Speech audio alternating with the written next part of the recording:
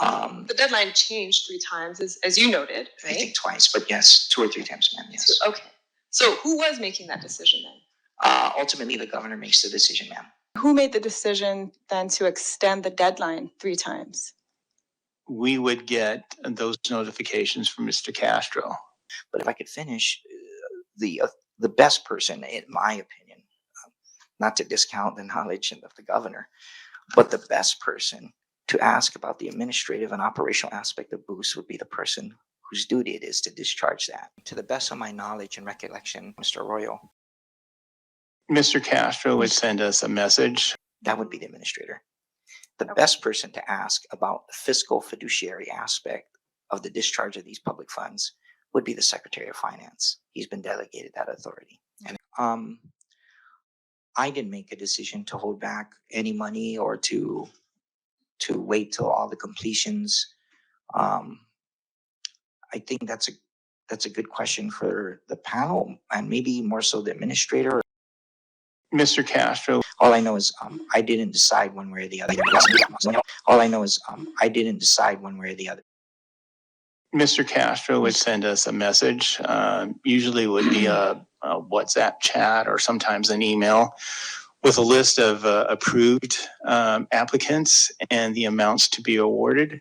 Okay, so that's pretty interesting because in Will's testimony this morning, he characterized or painted the picture as if his only role in the Boost program is to review the application that Bank of Saipan forwards to him or the review panel and then makes the recommendation to the governor for approval. And that's basically it. He has no other role or capacity in this Boost program. But from what I'm hearing and from the messages that we actually saw that you have submitted, it appears that he has a little bit more than just reviewing the application and making recommendations. So would you agree with his portrayal of his role as just a panel reviewer?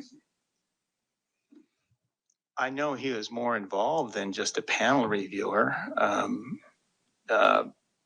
A lot of the discussions that we have, and I would go through him more or less in my mind as the point of contact for a lot of this stuff.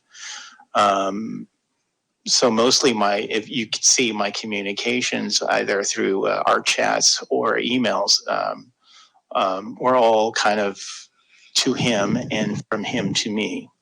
When I asked him whether or not there were some messages that I asked if he was what was his role in and why was he instructing certain people or even suggesting to have Selena or Shane be one of the to review the applications. His response was he was simply recommending. It was never an instruction.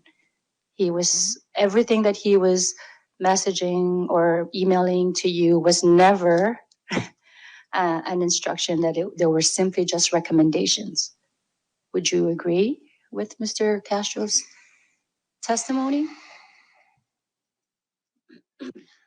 Don't know if I would actually characterize it that way, because sometimes people would just show up and say, we're here to do this, do this, do this. And you're also seen approving Bank of Saipan's contracts with Boost marketing firms. What hat were you wearing then?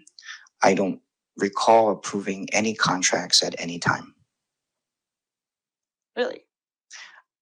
I could state for the record, I do not have any authority, expenditure or otherwise. It's explicit in the grant and it's made known to me on numerous occasions that the expenditure authority is the Department of Finance and the administrator is the administering authority. They were more or less brought on board to assist the staff in looking at these applications. Now, how and where they get paid, I don't know. They were, we just received notification from Mr. Castro that he's bringing on board these individuals to help us with the process. So when you say they, who are you referring to? The individuals who, from Selena Sapp's company and Shane Villanueva's company,